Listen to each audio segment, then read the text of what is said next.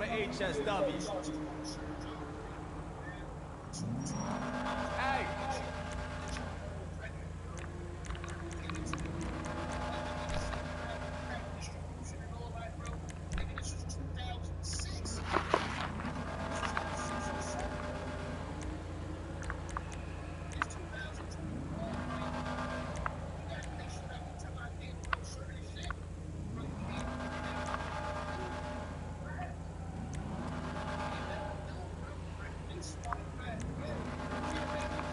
This place is exactly what LS was missing. A car meet with the emphasis on the meat, you know?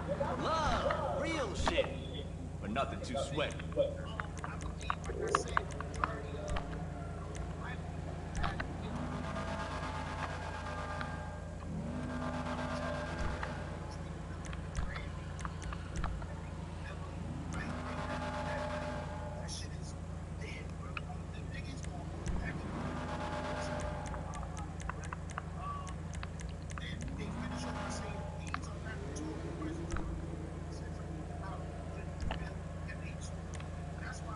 Hey players, make sure you check out my latest rides.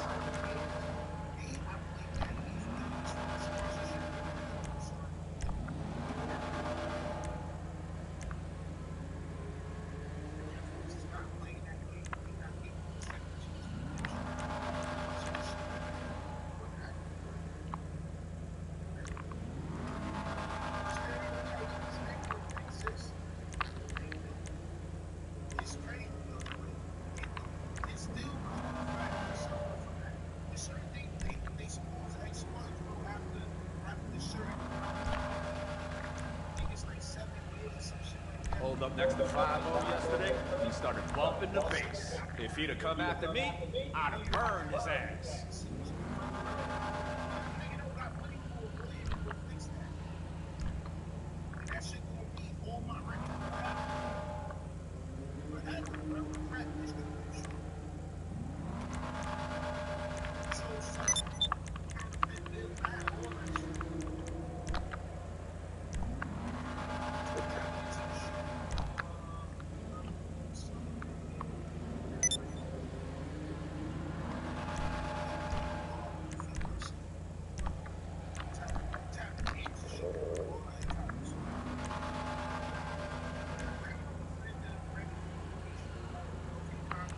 You catch the new rides over at my spot?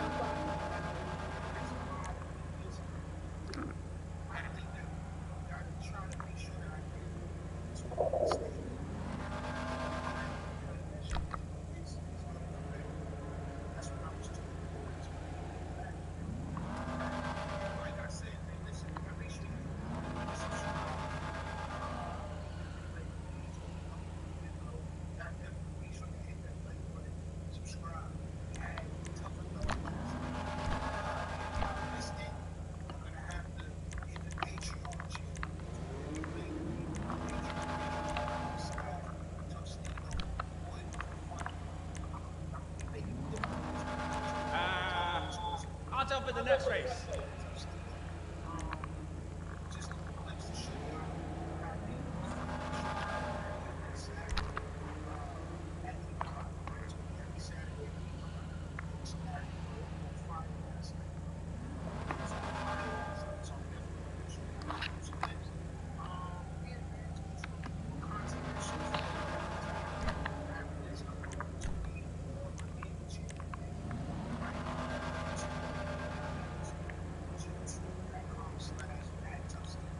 I'm tired of winning out there. They don't call this house for nothing.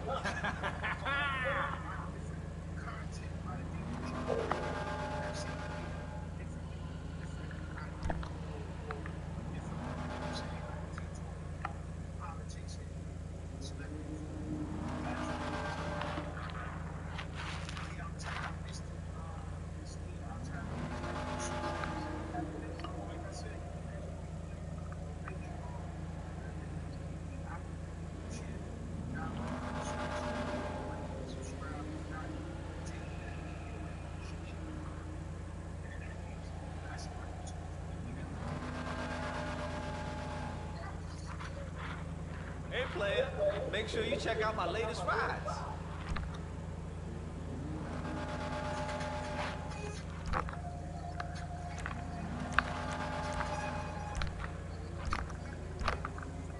I'll let you.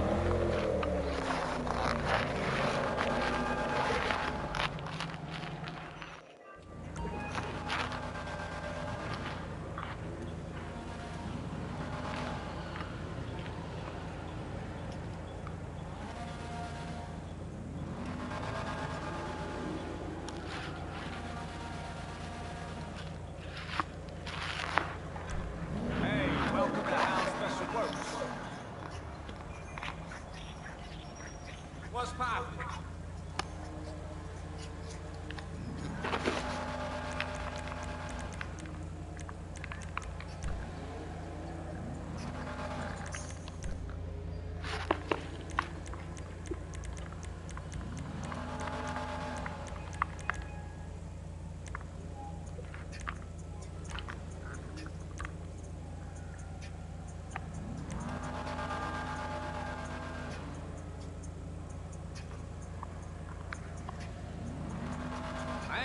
Seeing the homies and homegirls together talking about their four-wheel babies gets me all wrapped up.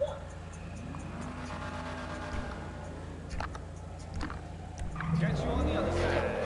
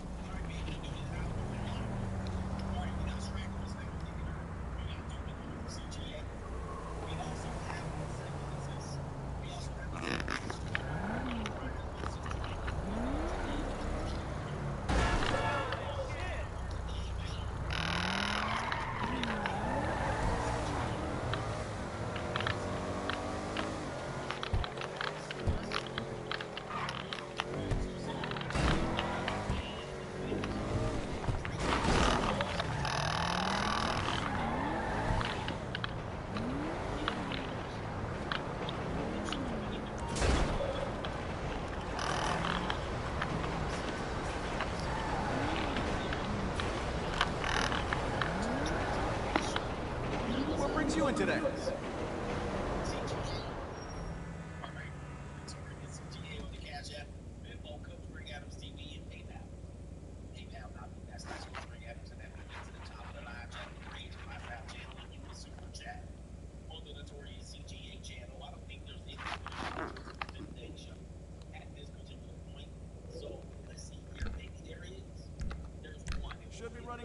whatever.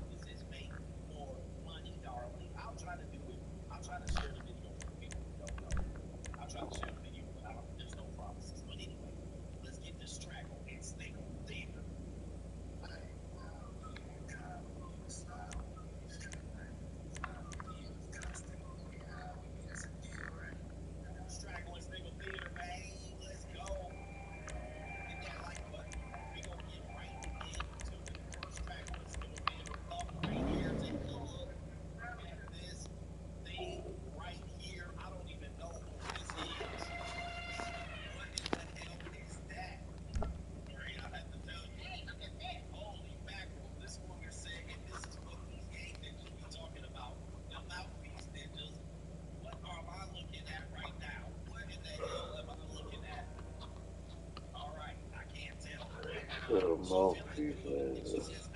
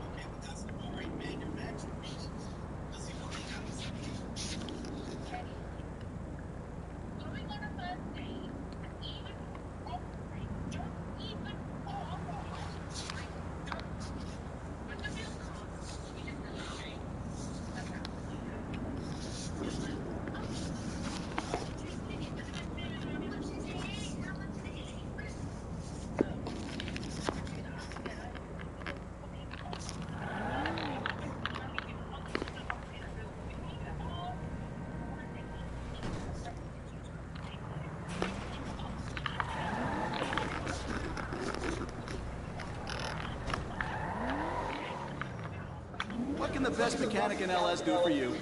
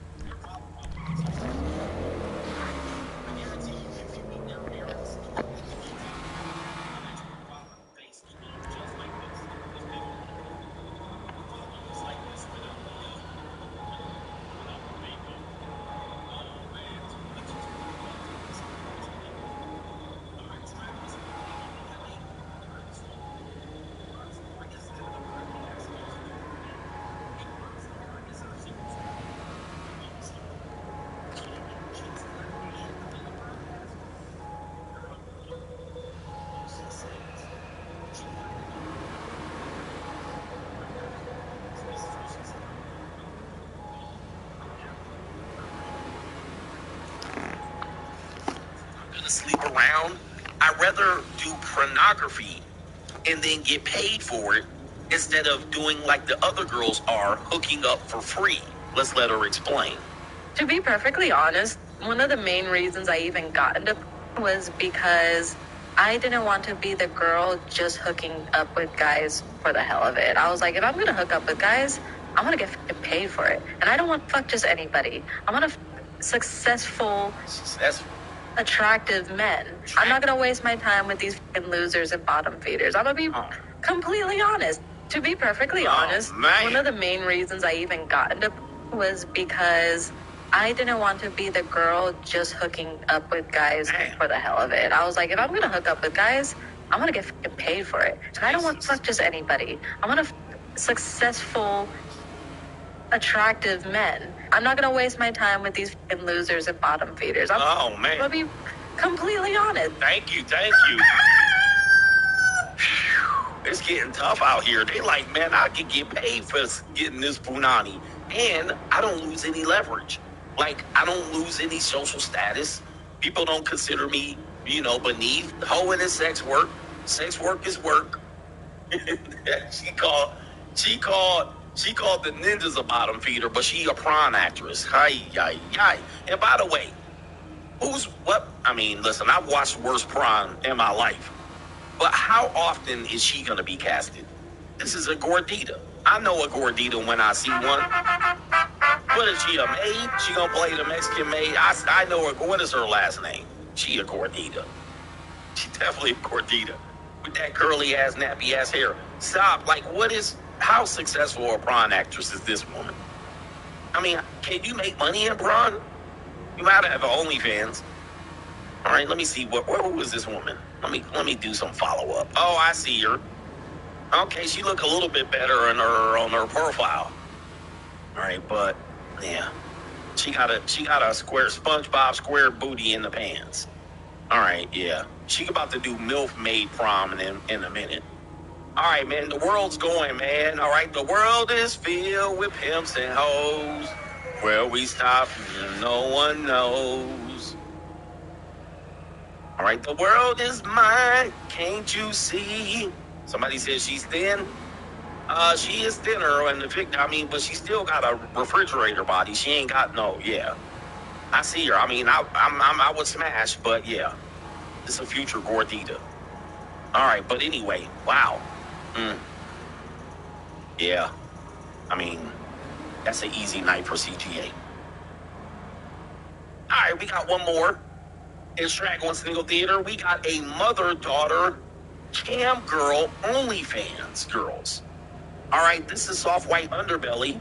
This describes a weekend at Texas Christian University for CGA, or SMU, Southern Methodist.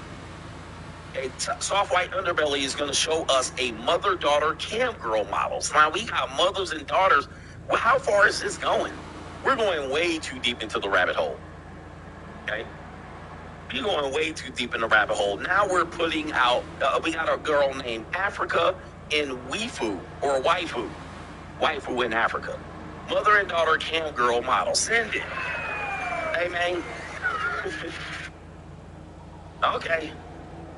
Let's continue. Let's see what's going on here on the mother-daughter cam girl model. All right, Soft White Underbelly. Let's take a look here. Yes. Where are you guys from? From Stockton, California. Stockton. How old are you? I'm 27. You're 27? Yeah. 27. You're not a kid. Nah. Oh, what? But you guys have separate OnlyFans accounts. Yes. You're both OnlyFans. Oh, my Yeah, Lord. technically. She technically. I'm different. I'm different. Yeah, I'm different. So, like, I do censored content, so actually this is a lot. Oh, my humanity.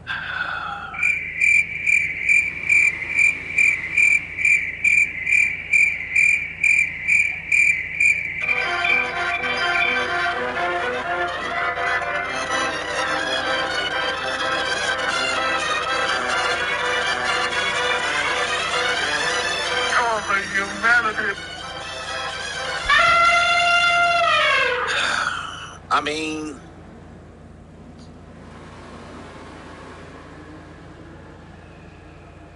what we gonna do from here, man? What we gonna do from here? This is getting. I didn't see that coming. This is. We're trying to keep this together, and I guess there's a market for everybody. And this is. Those are gorditas right there. Oh, man. Mother and daughter cam girl OnlyFans. Hey, Putin, send them over, bro. We need a reset. Yes, because it's getting hectic. All right. We're going to keep this show on the road here. We're going to try to keep it on the road. Last one, Straggle and Sniggle Theater. We have a sister. Sister, you been on my mind. All right, sister right here. She's a truck driver, sister. Shout out to the sisters. Oh, we got a R.I.P. Kevin Samuels. We got a sister who's a truck driver. Okay. And she got her ponytail weave. her divestor wig. Shout out to Dr. Thunder. And somebody's doing kind of one of these shows where they interview a woman, you know, same format that they stole from Kevin Samuels. We'll give Kevin Samuels the creator on that.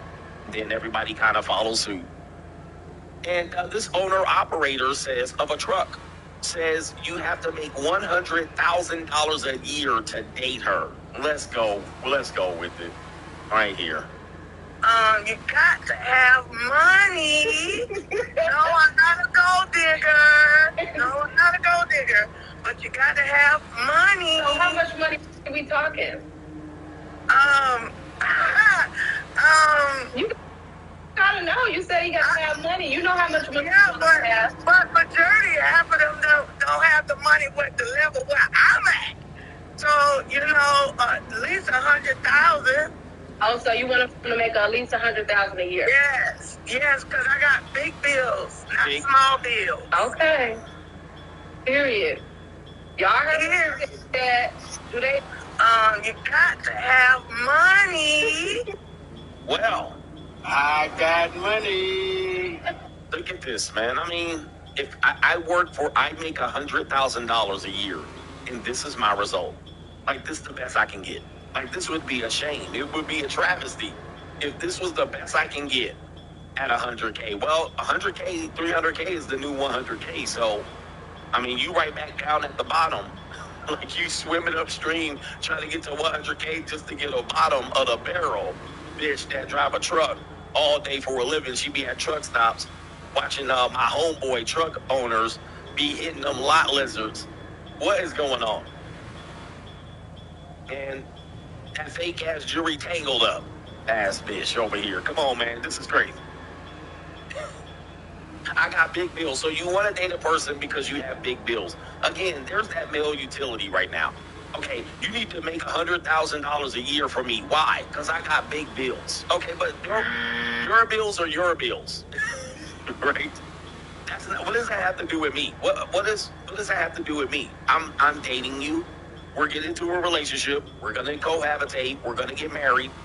Your bills are your bills. My bills are my bills. No. Pay my bills, and then I'll build up my trucking business, and then I'll make a lot of money, and then I'll be a strong and independent woman.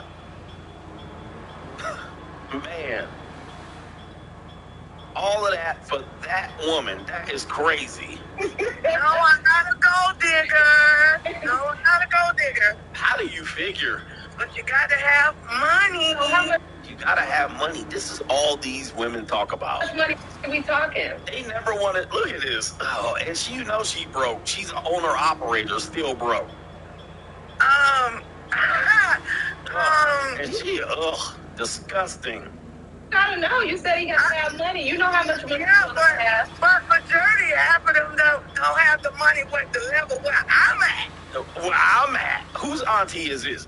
Are you drunk driving too? This woman gotta be drunk driving. They don't have the money where I'm at. What city she live in? Milwaukee. She definitely live in Milwaukee. Right? This is definitely some Detroit shit right here. But they don't have the money. This is Cleveland for sure. Cleveland. But they don't have the type of money at the level where I'm at. Rats be at, What are you talking about? She gotta be drunk. So, you know, at least 100,000. Well, that's all. Hey, that's a shot in the dark. How much? How much you need? How much you need, baby? $100,000. Just throw it out here. They gotta have the type of money where I'm at. I got big bills and big panties. She got big panties. Cleveland represent. We had Columbus representing. Now we got Cleveland. And that wig smelled like Newport menthols, for sure. All right, that's Straggle and Sniggle Theater. Like, ride with me if you ride with me, you can slide with me if you feel like 550 and the 5 stick, you can get high with me, that's a deal, right? Not the type of money where I'm at. Did I have my banner up? I didn't even have it up. Well, it doesn't matter. Anyway, hit the like button. And let's pop up over here. We got Love W. CGA. He says CGA. I think that's CGA. Yeah, he says, CGA, I'm 48, no kids, and never been married. I had a 28-year-old Jamaican chick. Woo! He says, who's half black and half Indian, Kamala Harris. No kids and never been married. Who said she wants to marry me and have my babies. She also weighs 267 pounds. Or take 267. Well, we know who's been clapping the cheeks. I know what you've been doing, man. You have now revealed yourself. You told on yourself. I know who you're dating. There she is right there. She half black, half Indian. So she gotta be hairy. And she's 267, 28 years old. You had me in the first half. Second half fell apart like the Atlanta Falcons. 267. Yeah. I know the nasty boy has revealed himself. Oh, that's mad. We found him. We found him. We found him. Oh no. Oh man, we found you, brother. You didn't disclose your location. You doxed yourself. You doxed yourself. It did start off good. I was like, oh, sick it now. And then she's overweight. Yes, no, just. All right, 267, you say? It's okay. My camera's tripping. Anthony D91 says, I've been absent from the live streams. Here is $500. And it's not. And it's not. No noises, no sound effects for you. She's not a number coach, okay, yeah, you know. And he's going to get a free PlayStation out of it. He's going to get a free PlayStation. Okay, what do we got over here? Let me check what the life is like over here. The life is like Nathan. I think we can continue on with the show. Indeed. All right, Glenn S. Help with the baby mama terrorist fund. Appreciate you, sir. All right, what do we got coming up next? All right, I got to check. Oh, crime and law CGA. We got crime and law CGA. Another one of these teachers. These teachers are wilding today, man. Let's get the crime and law CGA coming up here. Let's go ahead and switch my banner since I missed it last time. It's a little off-center, but I'll go with it. Crime and law CGA here. We have another wife out here in these cotton-picking streets. In these streets.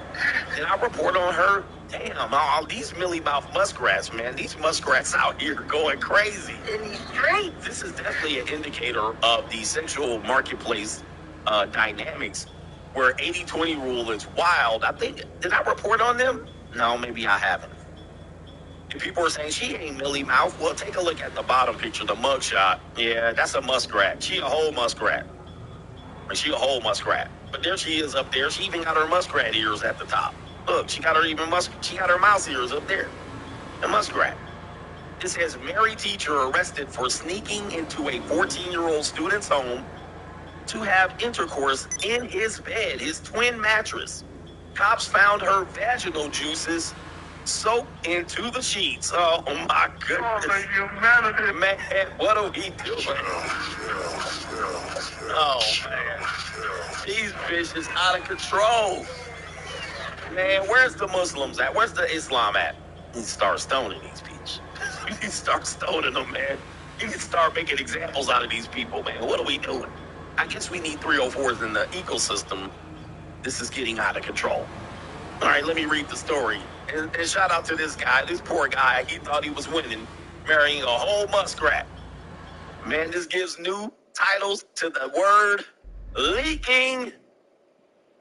Cops found her, this is according to the Savoy show. They found her juices leaking. Little DeAndre had her leaking. 14-year-old put that stroke on her, man. What is going on? Man. It says a married Virginia teacher faces up to 50 years behind bars after pleading guilty to getting her back blown out and her punani stroked by a 14-year-old student over the school year at his home, where her DNA, aka vaginal juices, was discovered from his bed linens. I mean, this ninja didn't wash his sheets at all. It says DNA was recovered It says her name is Megan Pauline Jordan, age 25, who taught at the Hungary Creek Middle School in Henrico County, pleaded guilty to 4 counts of carnal knowledge and 1 count of indecent liberties of a minor, which are all felonies, according to this news station. During the 2022 and 2023 school year, Ms. Jordan, it looks like she's married, was having sexual relations with her 14-year-old student, according to some attorney, Shannon Taylor. On several occasions, Ms. Jordan would go to the victim's home and get her back blown out by the student. Her DNA was recovered from his bed linens, Taylor added. Jordan was arrested in June 2023 and was initially charged with 5 counts of carnal knowledge of a minor and 2 counts. I read all of this, didn't I? I read all this. They were just repeating themselves. The school district called Jordan's arrest an extremely serious and upsetting situation in an email to parents last year. We have communicated with families at the school, and we will continue to support our school community in any way needed. I bet you will, because these women out here is out here like crazy out here. In these streets. Woo! Is anybody else just over this hookup culture? Yeah, it's not grape, huh? They're not calling it grape. I don't know what they call it when the male teachers fold up 14-year-old girls, which is something that we're not acknowledging that they should be. But they would say, teacher, great, 14-year-old, is he be up there? Right? But a ninja like, yeah, I stroked that punani. I had her leaking. Okay, she facing 50 years. Let's see what type of stuff she'll get here. These teachers out of control recently, these female teachers. By the way, here's my theory on this for people who want to know. I've always said that female teachers probably have done this way long time, way more than we know, but they had the complexion for the protection, for the connection. Shout out to Paul Mooney. Right? They were female, so nobody talked about it, like, shh. But a male teacher look at a student like in wild things like, hi, he going to jail, oh, you pervert. But most teachers have been women in our legacy as a young country. Most of them been teachers. I mean, most of them been women. Even in the olden days, on the Little House on the Prairie days. Okay? Yeah, there was always young female teachers, and I can guarantee you, and female tutors, I can guarantee you, women have definitely been getting a long stroke, all right, from their students, way more than male teachers. 100% facts. Facts. All right, yes. If you young guys, I didn't have many young teachers back in the day.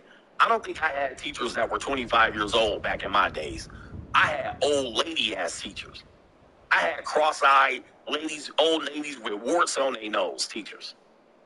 Like we had the women that was teaching for like the 35th, 50th year. Saggy titties, you know what I mean, with the pointy bra. Let me show y'all something. This is at the, let me see here. Let me see if I can pull it up. I might not be able to pull it up on let me see. Let's see if I can do it here. Yeah, all my teachers wore bras like this.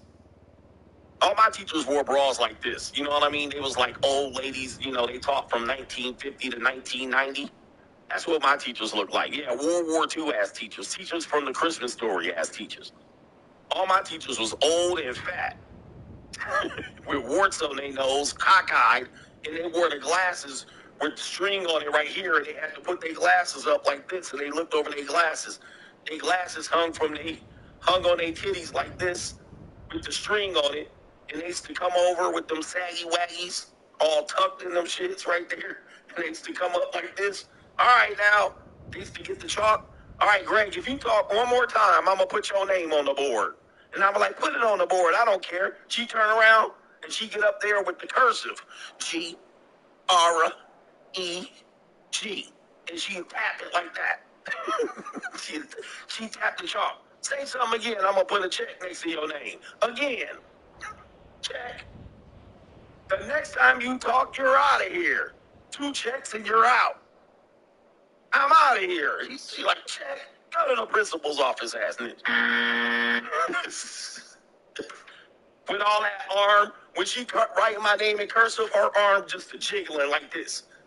This was just flapping. She cursive. Oh man, ugly, nasty ass teacher. Like, oh, look at this nasty ass. All right. Anyway, that was my teachers. We didn't have no 25-year-old teachers. I had like 58-year-old teachers. What the hell's going on here? That turkey, that arm just. Ugh.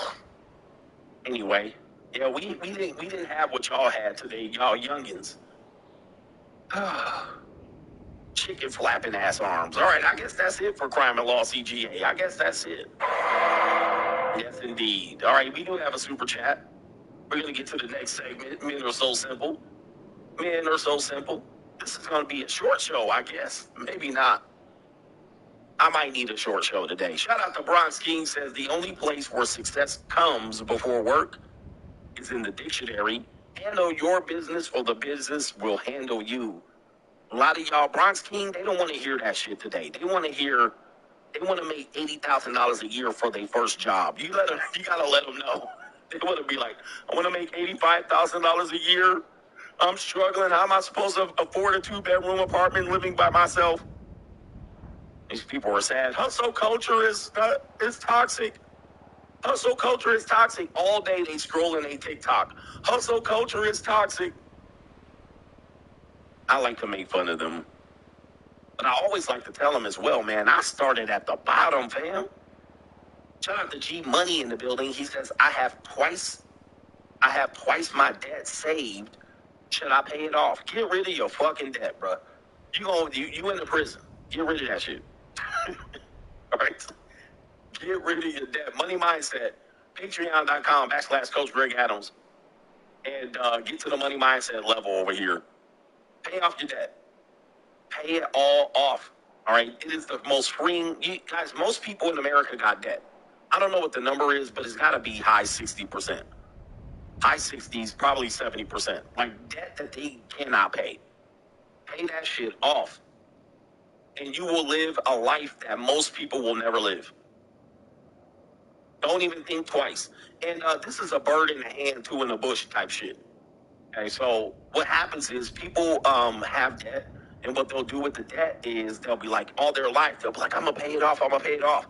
And then what'll happen is they'll get money, and then they should just pay it off, but they'll be like, maybe I won't. I'll put a little bit of money on it, and then I'll do something for myself because I deserve it. Nah, man, pay that shit off, bruh.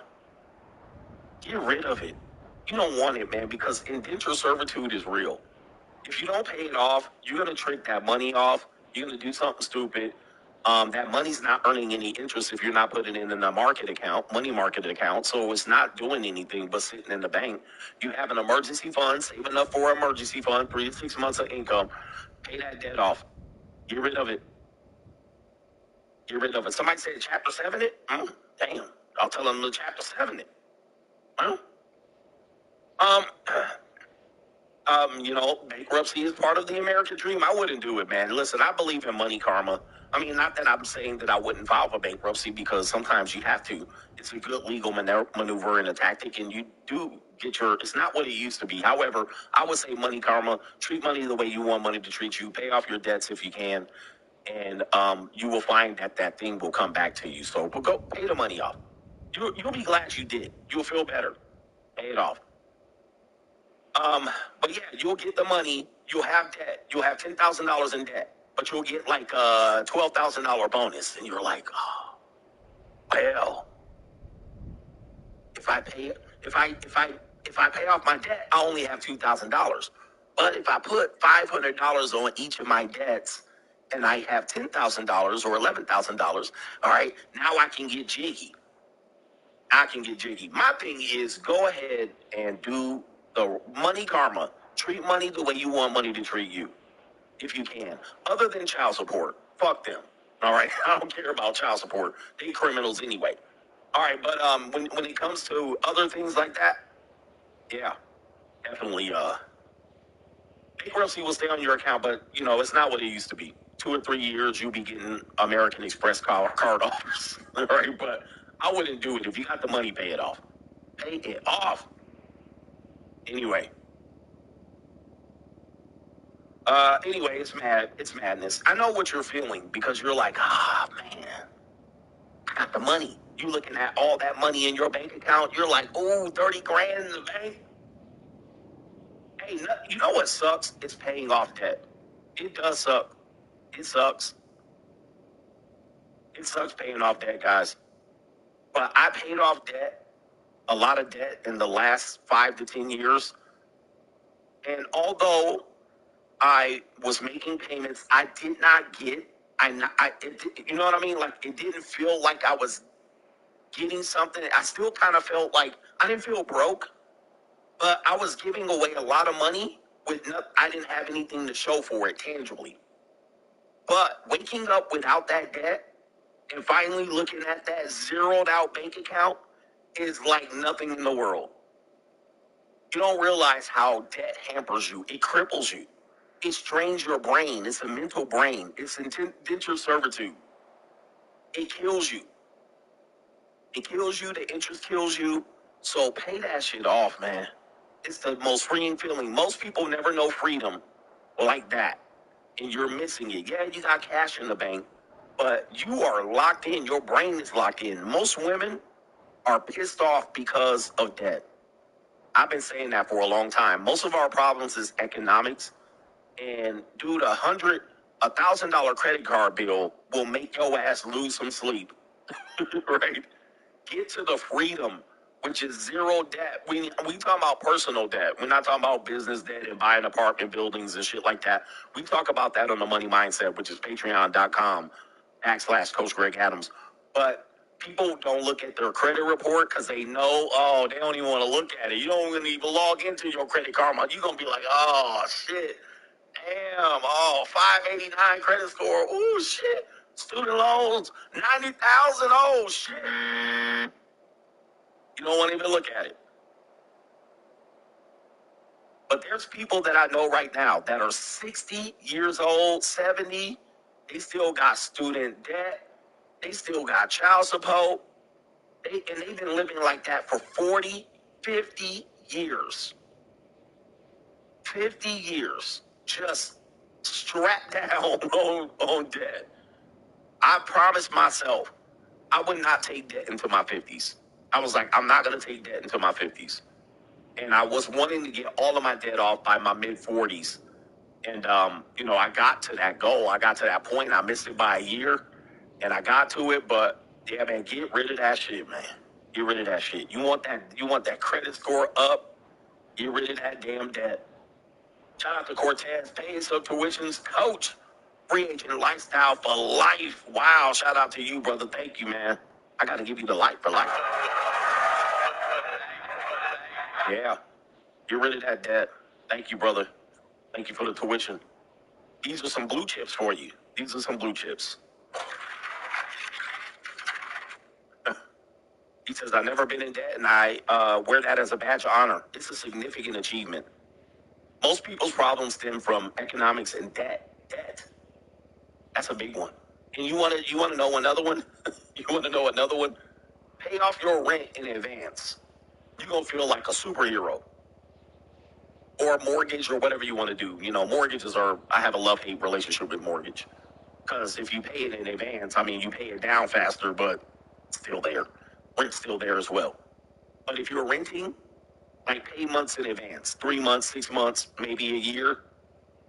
You will never see money accumulate faster in your bank account. Right? These are all blue chips. These are all blue chips. When you don't have that monthly large amount coming out of your account for living expenses, or let's just say you pay off your house, and you still make the same money, you just like, holy shit. You're like, wait a minute. Which is 40, 50, 60% of people's expenses are rent and mortgage. Just to live, just to put a roof over your head. When that is not there, money stacks in your account fast, accumulates. because you're not taking out 2, 3, 4, 5,000, whatever your is. You ain't never seen money stack so fast in your bank account by not having an expense just for a roof over your head, which is the key. Which is, again, mortgages aren't my favorite thing, but paying off houses are one of my things. Right? That right there gives you a significant advantage. You have a paid off expense where you don't have to. Then you know what happens? This is a blue chip. Then what happens is you don't feel like you gotta grind. See, part of the people why you don't want to grind is because your living expense is too high. But when you don't have a $2, $3, $4,000 rent to pay, you'll grind. You don't have to grind. Then you'll wake up in the morning. Oh, water in the grass. Everybody hustling to work, shuffling. You got no kids, no wife, no rent. You like, shit. Like, what y'all doing today? Everybody running around with these Starbucks, all stressed the fuck out. You're like, well, I guess I better do some work. You go in your home office. Let me move some investments around because you have the money. It's unbelievable. This is where you have to get to. Somebody said there's a dude in New York that lives homeless but has 6 properties. Man, it's wild. It's wild. But anyway, pay your rent in advance. I know you're like, this sucks. But if you have a come up and let's just say you had 10, 15 grand in your bank, which everybody should try to get to 25 to 50 grand in their bank account, 3 to 6 months emergency expense. That's always a goal. But if you have that, I would pay my rent off first. If I didn't have any debt, I would pay my rent in advance. I would go down there, write them a check. I would file in there, pay the rent off in advance. And you're going to see in the next 3 to 6 months, plow. That money's going to stack. That money's going to stack in your bank account. You'll be like, whoa. All right, you're like, what do I need to do to get out of that? What do I need to do to get out of that? The only thing is buy a house, pay it off, and or continue to pay rent in advance. Yeah, because then you have more money to play with. You have more money to play with. All right, anyway, he said they look at you crazy. They like, what? I did that when I was in California. And one time I had a problem in my apartment complex. They never came to my apartment so fast to fix something. It was like we cannot mess around with this guy. Oh man. We got a couple more supports here. Thank you for those questions too. Thank you for those questions. But make sure when your rent kick back in, you actually have the rent money, because Ninja. Your rent due, motherfucker! Shout out to Brown 310 said, shout out to Senor No Trabajo and No Dinero. Yeah, I used to have a job. I can't pay my rent off in advance now. I don't have a job. All right. John, no, I recently checked my Credit Karma and I got work to do. We need to get back to some blue chip mindsets. It's Wednesday too. But yeah, check your Credit Karma. Take that hit. I know it's going to hurt. It's going to hurt. You're going to look at it. I know you're avoiding it. Go to your mailbox. Stop hiding for your mailman. I don't check my mail for months. All right, because the only thing that gets mailed to my personal mail is child support, fan mail. My baby mama terrorist wants money.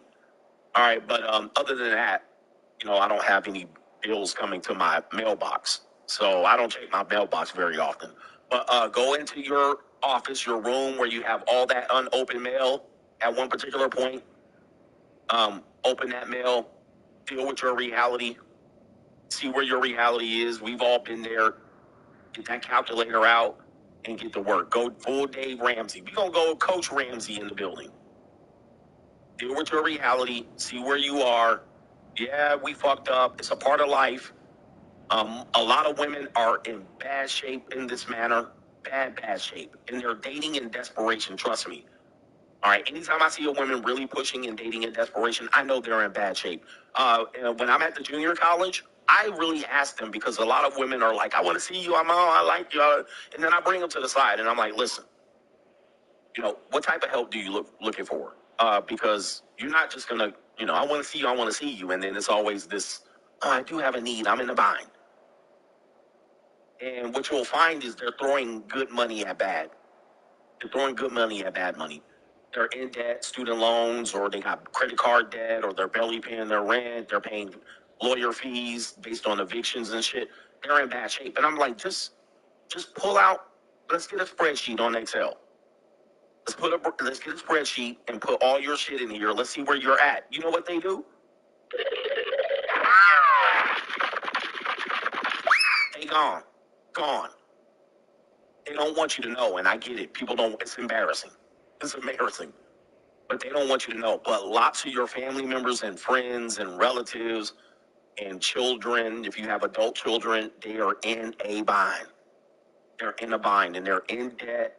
They're drowning and they're paying high interest rates. And if you gave them $100, they might ask you for the cash, no Cash App, because they can't transfer that shit to their bank account. Because if they transfer it to their bank account, say $75 gonna get taken out. It's a sad time, man. I'll be like, man. Somebody says, how do I approach a girl at the JUCO? Man, Coach Greg, I'm glad you asked. CoachGregAdams.locals.com. Right. Never approach a girl that you think could be on the JUCO. CoachGregAdams.locals.com. Go over there. Drop the money in the bag, and I'll tell you how to do it. But yeah, people are in bad shape. And people are we call it acting normal. They're, what do they call it? They're acting like they're in good financial shape, and people are fucked up. The Fixes Vines LLC is here. Should I rob Caleb Williams? What's his name? Caleb Hammer? I'm gonna jack Caleb Hammer. I'm gonna bring some JUCOs. Up here, and then we gonna go through the expenses with a fine-tooth comb. You gonna see they in bad shape. All right, shout out to who else? Ladies love Cuhzee. Normies will spend almost $3,500 on an Apple Pro and not invest into Apple stock and not pay off their debts, and that's a fact. They'll put that on their credit. Max their credit cards out, drop their credit score, and not buy Apple stock, which is odd to me. Super odd. All right, bring some JUCOs up. Get your titties out. Put your titties out. All right, here we go. And then gimmick infringement, we'll do it on locals. We'll have the girls out with her bra. All right, let's get your expenses out. And then I can embarrass them. But trust me, I've been in bad shape financially as well. So it's not something that I am speaking above. How dare you get in debt? I've been in bad shape. All right, so my focus was a part of the free agent lifestyle is my focus. Before I started dating women, I had to make sure, dating, good women, I had to not be broke. I had to be in better financial shape. I had to have a certain amount of money in my bank account. I had to have my dreams. I had to have the things I wanted, 700 credit score, at least a 700 credit score, in order for me to consider dating. This is part of the free agent lifestyle. Okay, and then when I got that and figured out how much it took me to get in that position. By the way, there's a lot of broke, dusty-ass ninjas that are in this position, too, when you're trying to date. And this is hampering your dating. It's making you choose low-quality women, and it's keeping you in the same spot. If you haven't read my book, Free Agent Lifestyle, this is all in the book. You ain't got a good car, good quality car, your car breaking apart, but you trying to date. And I said, nope. I said, I'm going to stop dating. I'm going to stop cold approaching. I ain't going to worry about these broads until I got myself in this situation. Then when I get myself in this situation, what I figured out was one of my problems was economic. A lot of my problems with women was purely economic. I was insecure financially, and then that made me insecure dating. Changed up my whole fucking world. It changed the quality of woman I was with. It made me pump and dump fat bitches and get rid of them easier. I'd be like, hey, you better play your role, right? Instead of trying to be with them and hang out and get it for free. It made me go, free sex sucks, right? This free sex ain't it. That shit is whack. All right, these women are booger wolves, slump busters, all kind of mealy mouth muskrats. I'm about, let me get my money right. Let me get my economics right. It changed up my whole shit. It afforded me to buy a car all cash. It afforded me to buy a vehicle to make myself feel jiggy. right? It made me feel unstoppable. I'm like, bitch, you can't even fit in the 911. I ain't even talking to you. Had me go full Bruce Wayne. Then she got my suit on like Bruce Wayne and shit. Like, these bitches. Then I started dating women that were higher quality, and then I could get rid of them. I didn't have to listen to them no more. And I was like, damn, these girls ain't all that either. Now I don't roll the dice. Now I don't want to have to move in with a woman to share expenses. I'm letting you know, it changes your whole life. But what you'll do is because you're not good solid economically, then you're like, well, then you go in your trick bag. You have mud sharks, then you go in your trick bag. Like this. You're like, okay, what bag of tricks can I use? And then you go from channel to channel to channel, and they tell you all the tricks you have to do to get a woman. All right, try this. And then you go in your trick bag, and you're like, all right, show them a magic trick. All right, go in your trick bag. Okay, all right, talk about horoscopes. You go in your trick bag. All right, approach 100 women. Go in your trick bag. All right, wear polo cologne. All right. What do I need to do now? All right, trick bag. Get your Gucci belt. Now you running around here with fake ass jewelry tangled up, fake ass Gucci belt, fake ass Rolex, fake ass lifestyle, no apartment.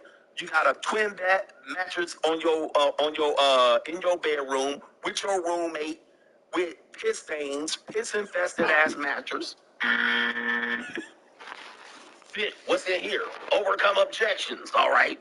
Choosing signals. Now you at the Starbucks waiting for choosing signals like this. Is that a choosing signal? Is that a choosing signal? How do I get hoes? You in the gym? Fuck all that, bruh. One of the best things, number one, is you got to get your money right. You got to get your money right. Stop taking shortcuts. And if you ain't got, that's one of the things. And I'm not talking about a lot of money. Get your fucking money right. That's going to change your whole mindset. Then when a broke bitch come up to you, you can look at her like, wow, I guess you're taking a discount tonight. You said check engine light coming on. Check engine light coming on. You need tires and you're going on dates. I'm telling you, gentlemen, stop doing this. This is fucking up your whole dating experience. You're missing out on the prime punani. Ninja tread showing in your tires. Headlight out. And all you got is mud sharks. It's going to change your life. It's going to also make you go, damn, all right, my whole lifestyle better.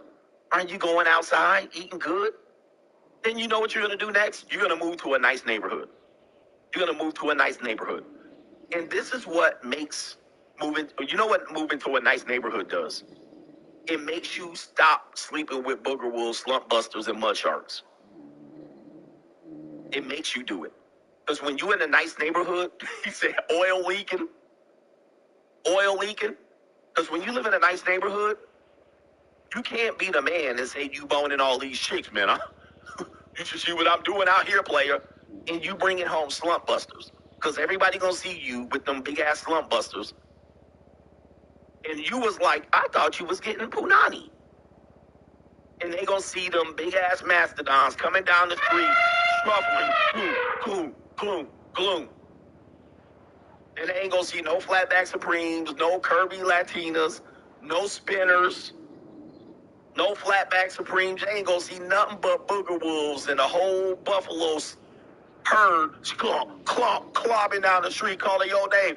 Hey, Greg, I'm outside. Which one is your place? Oh, shit, man. Oh, come in here. Come on. Shit, the fuck. Neighbors gonna see you. Get in here. Shh. After you get done, she walk. Bye-bye, baby. I see you. She blowing a horn. Boop, boop. Bye, baby. Bye, I love you. You're like, oh, shut up. Shut up. Your neighbor's like, look at this nigga. Look at this nigga. This nigga got out here. Look at him. I guess the stereotype is true. You ain't got no prime honeys. And then what's you gonna do? But coach, I prefer that. You know why you prefer that? Because you're broke. You're broke. Go to a nice neighborhood and then go to a restaurant in a nice neighborhood. And then walk out there with these old-ass, gremlin-ass, old-ass milfs that you pride yourself. I like older women. And then you take this varicose vein-ass woman to a nice restaurant and all you see is prime punani, all in Mastros, and you running around here with this gremlin hand ass MILF talking about you like MILFs. No, you don't. That's all you can afford, ninja. Hoping your credit card don't bounce.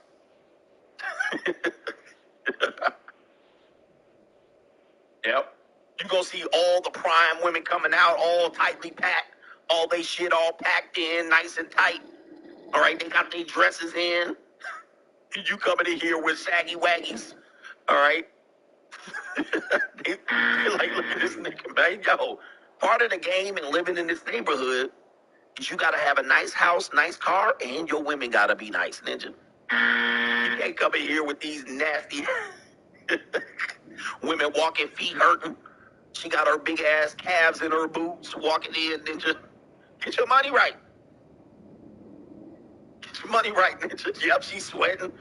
She's sweating under her wig. She sit down. She gotta lift her wig. She gotta lift her wig up. Oh, woo. Anyway, let me stop. Most of it's economics for sure. Oh, man. You were like, I need to get me a tightly packed woman. Where the tightly packed holes at? They in spin class over there at the spin class. All right, let me get in spin class in here. Pull off in the 911. They be like, hi, Greg, hi. You're like, bring your tightly packed ass over here. At least we gonna go out together. Arm candy bitches. All right, anyway. Yeah, she breathing all on you. She ordering up the all popping bottles. Ooh, first time in a nice restaurant? Please. We got a couple more. Let me go in here. The dictator says, giving my nephew a couple of months rent-free, but he doesn't want to get a job and stack money, so I guess it's back to his mother's house. There's an example. You gave him an opportunity of a lifetime. You gave him rent-free, and he fucked it up. He messed it up. Guys do I'm telling you, the normie people do stuff like that. You give them an opportunity. Hey, I'm going to let you live rent-free for 6 months. Instead of stacking, they do backwards. They say, oh, shit, I don't have to do nothing. And then you mess it up. Now you back at square one. You missed an opportunity of a lifetime, but people are stupid. Same thing is, 6 months interest-free. What do? I wouldn't get it because I typically don't like to put my credit there, but let's just say I needed a couch. 6 months interest-free. Okay, I'll buy it. And then I'll pay off the loan before the interest kicks in. But what do people do? Okay, I don't have to make any payments until 6 months. And then when 6 months hit, wham, compound interest on your ass. People are so dumb.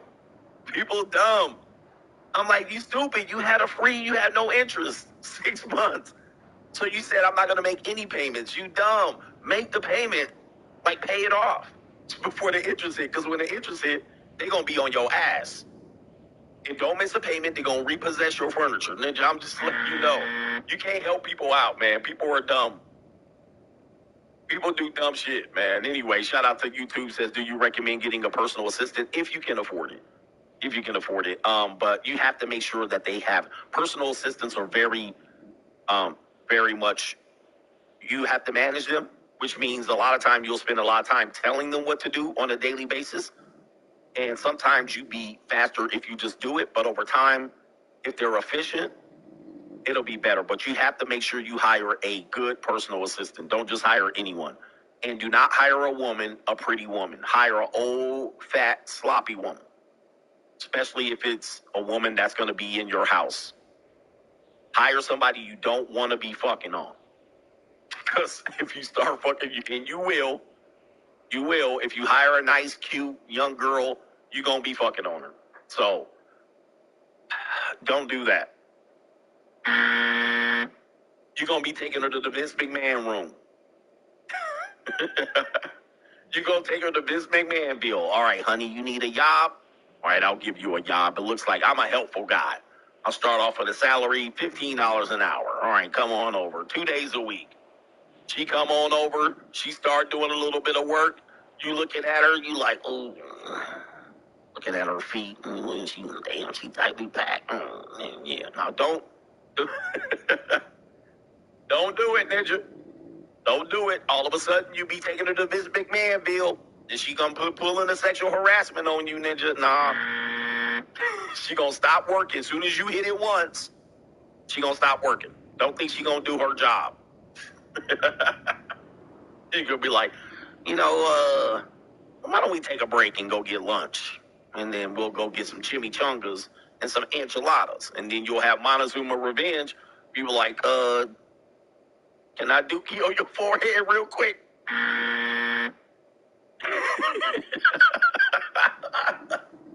People like, let me dookie on your forehead real quick. Don't do it.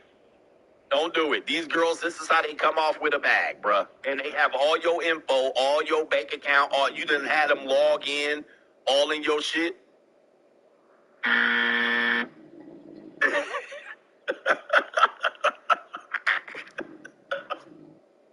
All right, man, this show is going. I mean, oh, man. You gotta do, just know your limitations. Know your limitations, man. Know your limitations. Hey, yo, chill, son. Hey, yo. Yep, she see all your emails, all your messages from seeking arrangements, all of that. And then she gonna be in your business. Oh, you better have a sign a non-disclosure agreement too. Oh. Somebody said he had a maid she wouldn't clean. Yeah, man, don't do it, bruh. Don't hire the girl coming back from college over the summer. Oh, man. Let me stop. I'm done, man. I can't with this show. I can't with this. Men are so simple. Let's start right here. Men are so simple. Y'all are really not All right, here's this girl right here. This girl right here. Let's see what she's saying here. me when you say that men are out here just thinking about nothing. Correct. Not a single thought in those cutie little brains you got up there. Cody told me today, point blank, yeah, sometimes I'm just not thinking about anything. What the did you just say to me? You mean you can turn your brain off? What is it like to just sit in peace? Like, even right now, my mind is racing, and men are just out here just, yeah, sometimes I'm not thinking about anything at all. What the do you mean you're not thinking about anything at all? That doesn't even compute in my brain. I'm very triggered.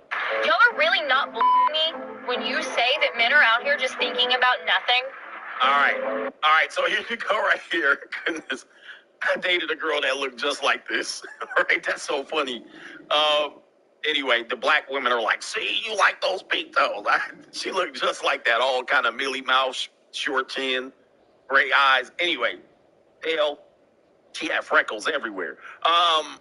But anyway, women don't believe that men can be very simple like this, and they're mad that men are simple. One of the big things that pisses women off is that we're simple.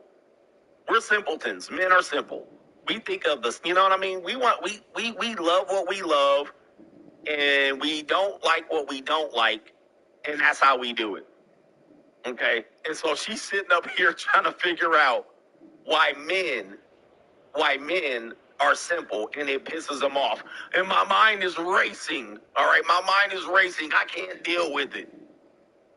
And they're always, you know what I mean, psyching themselves out, thinking of stuff, thinking somebody's going to scare them, touch them, thinking somebody's trying to steal for them, thinking somebody's talking about them. What are you going to do to me next? I got to do this, I got to do that. I can't do this, I can't do that. All day long. Dirty Feet Haley. And when we be like, what's on your mind? What are you thinking about? Nothing. I paid all my bills, I'm good. I'm thinking about you not stressing me the hell out. How about that? I'm thinking about you not stressing me out. So this is typically what happens. They get mad that we're simple and they're complicated. And they want us to be complicated. What's the way to a man's heart? You know, through his belly. Grab him a beer. Make him a sandwich. These things are endearing to us. We're like, wow. We go to our car. It starts up. What a wonderful day. What a wonderful day. Our car started up.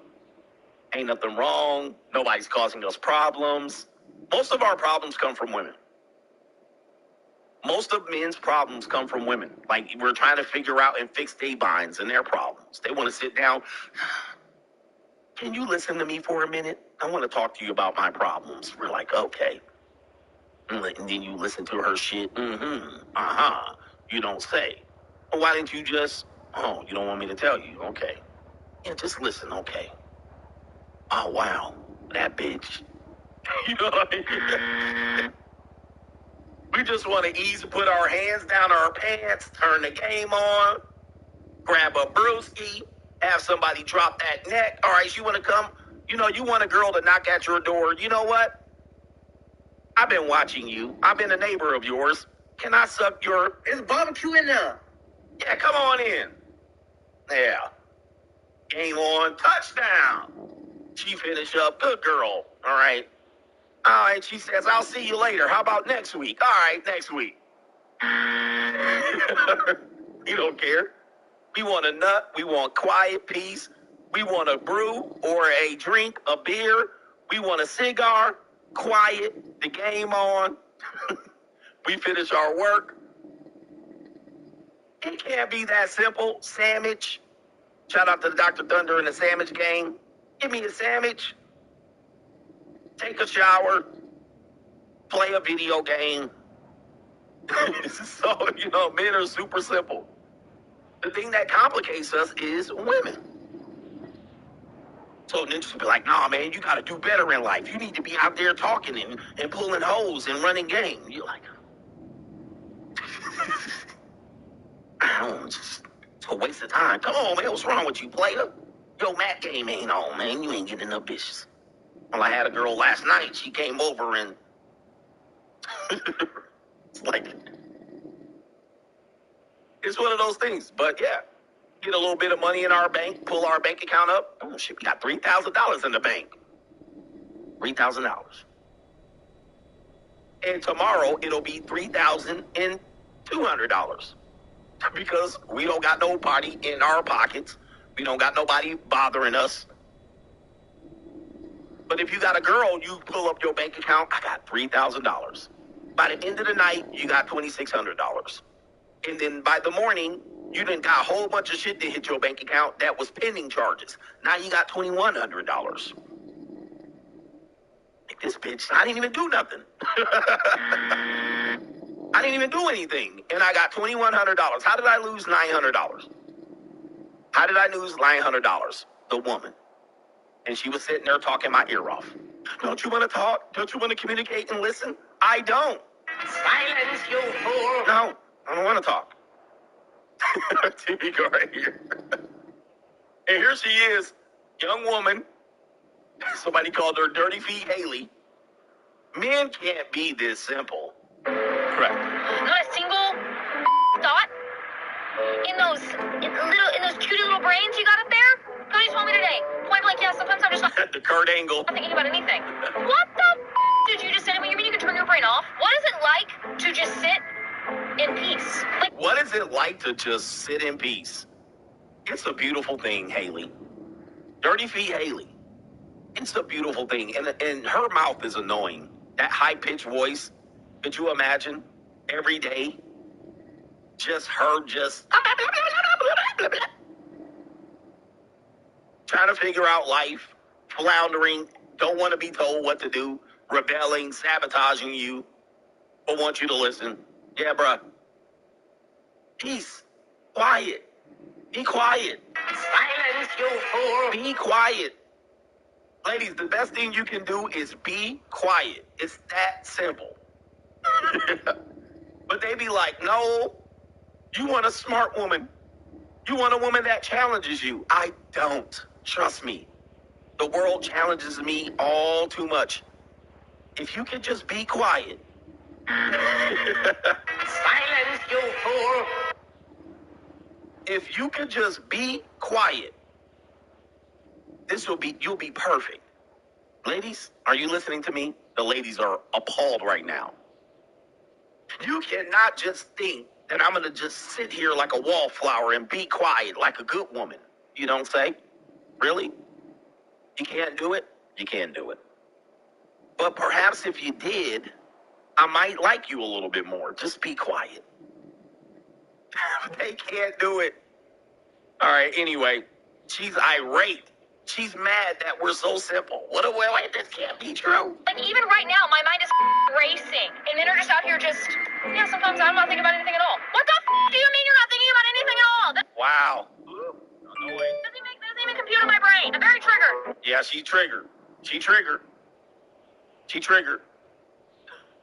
I always tell them, be quiet. You will stick around me for a long time. Women that stick around me, the women I get rid of are the talkative women. I get rid of them. All right, I'm like, you can't stay very long. You're going to wear me out. Gots to go. Men are very simple. All right, this woman right here, another can't be all that simple. We got, boy, it's the day of the mealy mouth muskrat, isn't it? We got muskrats everywhere. Listen to what these women are talking about. I don't know. No, I don't want to compromise on anything. I had a very arrogant attitude through most of my 20s that, like, I was not willing to settle, period. There was no nuance to what that meant or, like, what kind of settling, what things to settle on. It was just that black and white of, like, I am not willing to settle. And definitely a little bit of an attitude towards other people of, like, maybe they're settling. Oh, who's reaching? Oh, who's settling? Like, those types of conversations were happening. But as I get a little bit older and as I get a little bit more experience and just more exposure to this type of thing, I think that settling is not the, like, icky, gross word that it once was. I think that there's a degree of settling and, like, that, but I would rather use a different word. Like, settling seems to have a negative connotation no matter what way you look at it, but it's like, there's a degree of compromise, there's a degree of friction, there's, like, different ways to spin that. And that's you. Another thing, ladies, attached to being quiet is if you actually listen to men, you can figure it out. We're telling you the same thing. These women are this is... And that's you. We figured it out, ladies. You're doing what you want to do in your 20s.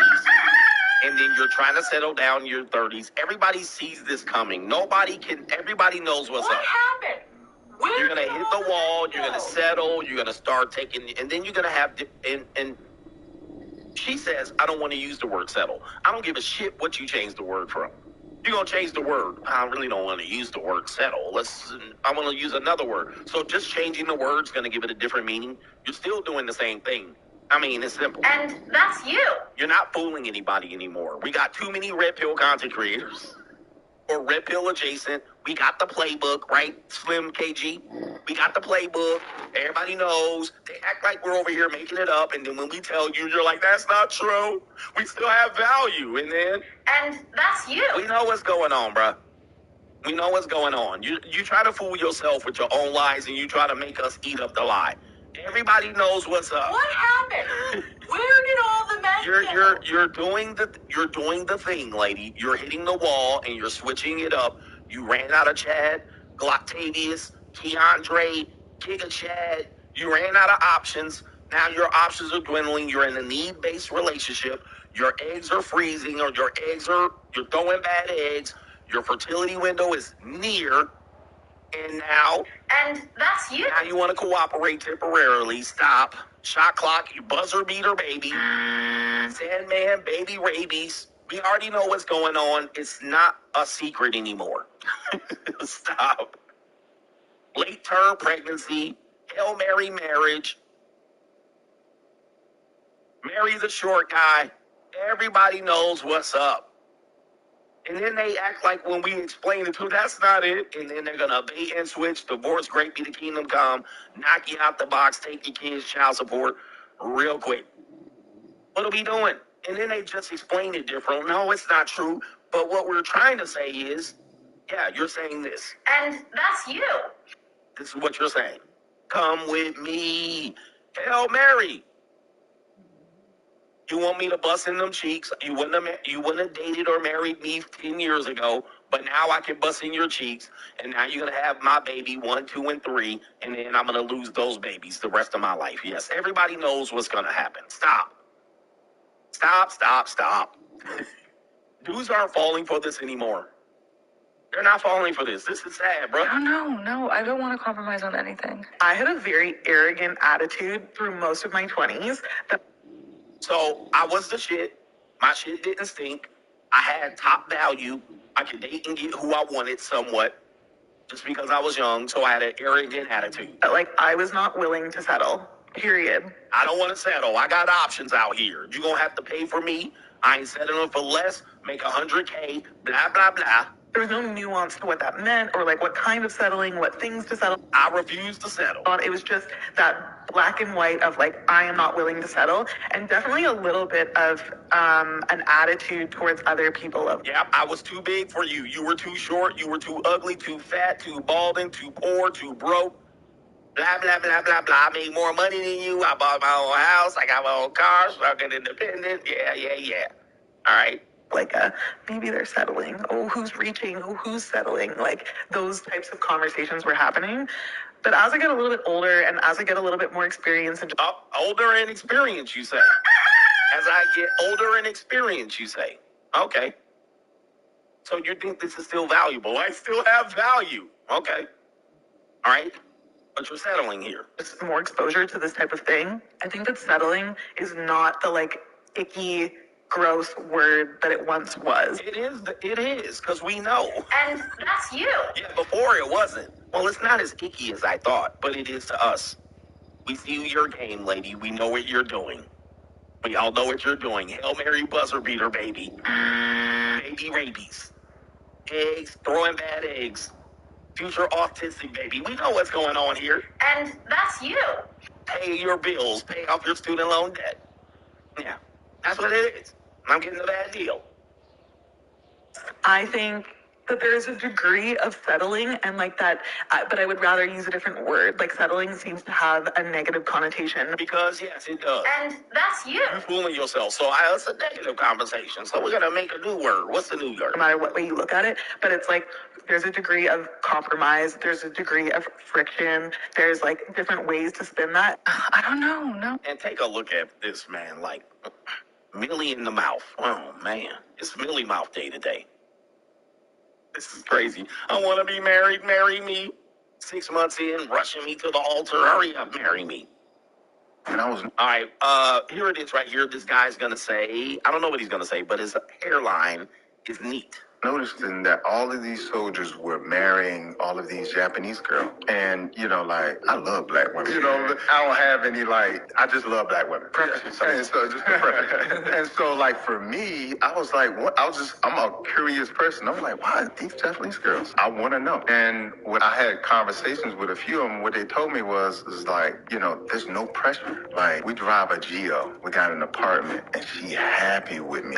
She's doing all those things that we want in a wife, like, she's doing those things. All I need to do is come home and spend time with my family. You know, there's no pressure to have this. There's no pressure to have that. And so for them, I can be a provider without somebody thinking I'm not providing enough.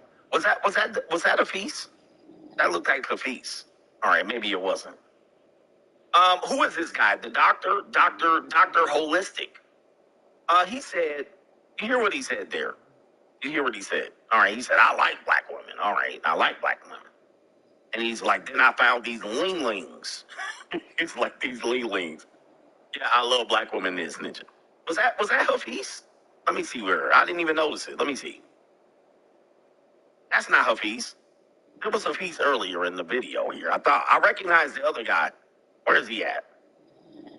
All right, there's the black. I love some black women. Hey, anybody that says I love black women, they don't love black women. They don't love black women. They coping. All right, they're trying to pressure themselves into liking black women. God damn, was that a feast? I can't tell him. All right, anyway. I know this guy, he didn't gain some weight. All right, I gained weight too. All right, but he got him some linglings. And he said life became so simple. Because, and he said at the end, a very, very important thing here. Let me see if I can get to it. That might have been Hafiz. I saw you. You came to my show. All right, he came back from the Undertaker here. All right. Man, we gonna rebuild his career. We gonna rebuild. All right, let me see right here. Here we go. There's no pressure to have that. And so for them, I can be a provider without somebody thinking I'm not providing enough.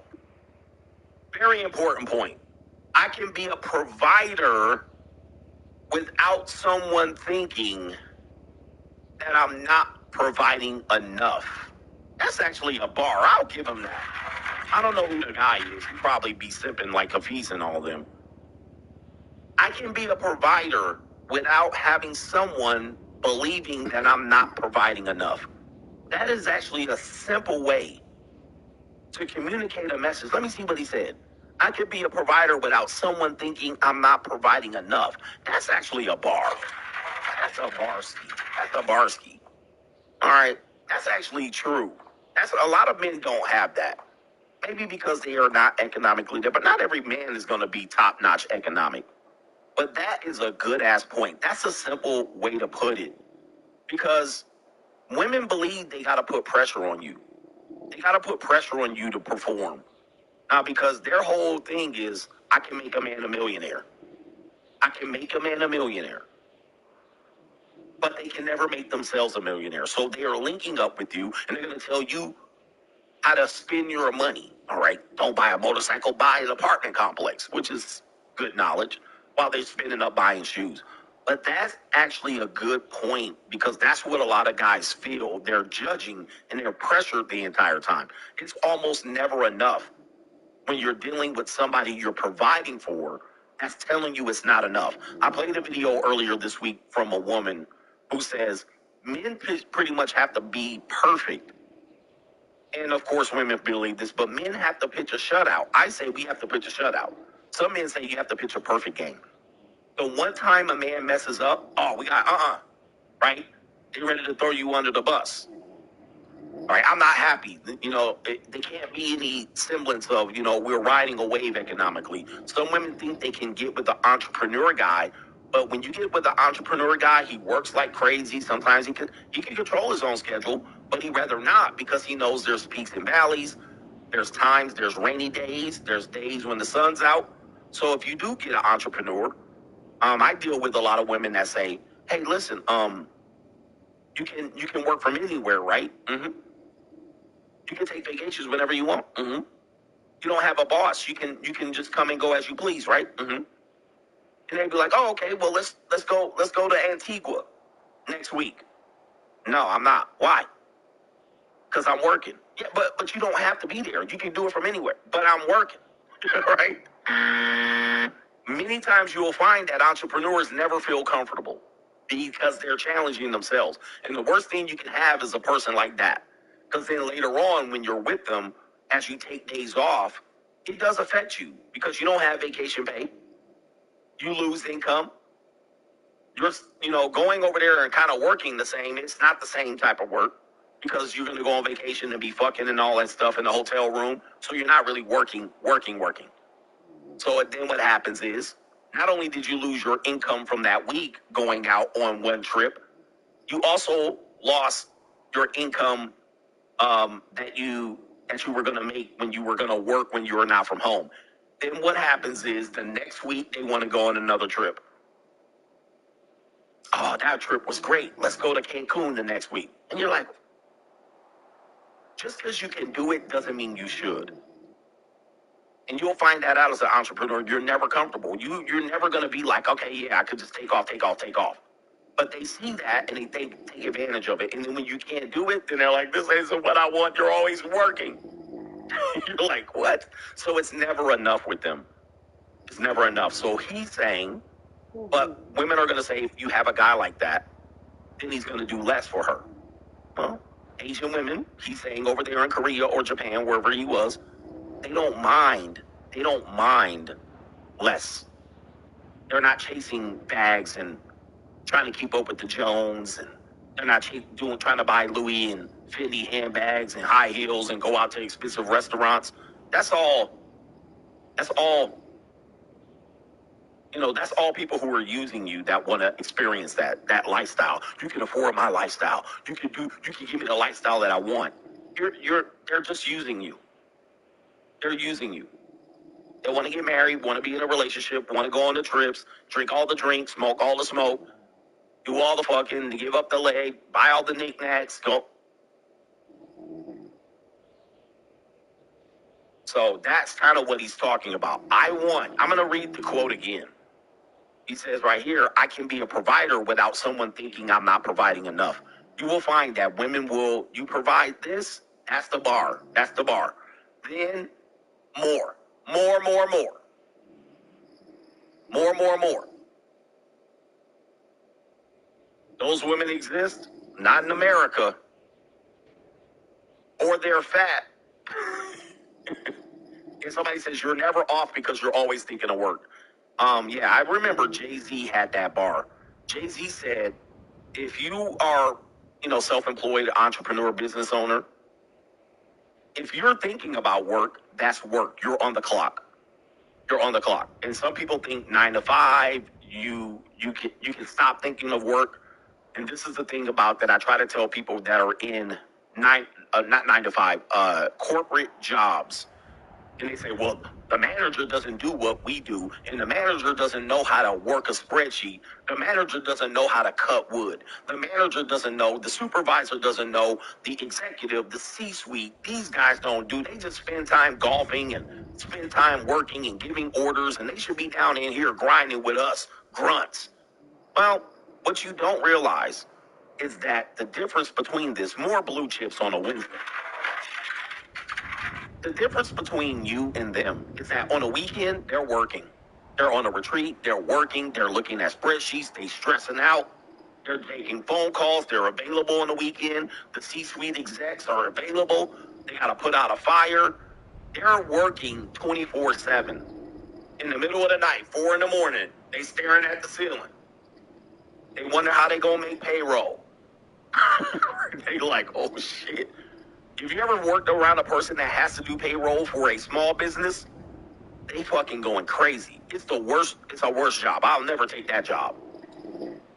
If they answering emails, they gotta respond immediately on their BlackBerry, on their phone. They can't just be like, nah, it's Friday.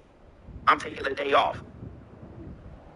6 a.m. on a Saturday, they up looking at the computer and shit like, God damn. All right, let me create this fake shell company and move the accounting over there. Hide all of this debt. That's what people are doing. But then on Monday, on Tuesday, and Wednesday, you want them doing the grunt work. Well, you got to clock out at 5 o'clock. You got to go meet your friends at happy hour and go laugh and sniggle. And then you got to fuck. And then you got to go on a date. And then you got to go do something, had all Friday. Then you took off Friday at 2 o'clock. And you had a 4-day weekend on Monday. You left at 2 o'clock on Friday. Then you had Friday off, Saturday off, Sunday off, and Monday. And you sat there with not a shower. You sat there watching Netflix. You got to take the day off. You got to get your mind off. You didn't have to answer any calls. You didn't have to fire off any emails. You didn't have to push pencils and papers around. That's the difference. That's why on Monday, when you're doing the grunt work, and I'm standing up there, standing at the corner office window, looking out like, God damn. That's the difference between an employee, manager, and a boss. Yes, I got a nice house at Martha's Vineyard, but I'm stressing out. I deserve this money. And I deserve 65% 65 times everybody's income. And yes, I'm going full Vince McMahon on one of my interns. Yes, I am. I need to get this stress out. Come here, little intern. I got some Vince McMahon stuff for you. I got something to get off. I got some shit to get off my mind. Come on.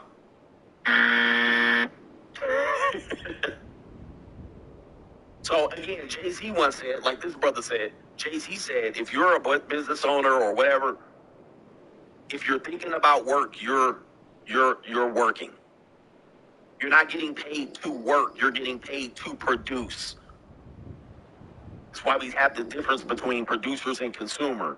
You're a consumer more than you are. You consume more than you produce. If you're a producer, you produce more than you consume. Therefore, many times you get paid to produce, not get paid to show up, not get paid to clock in. I get paid to produce. So thus, I don't have to do grunt work. I don't have to be there 9 to 5. I can't clock out. I'm a producer. I also can leave at noon because I've done what I needed to do. I produced. I can take 2 weeks off. I can get my damn company bonus. All right, anyway, we giving blue chips out. I can go to my vacation home. I can go out hunting and shooting stuff.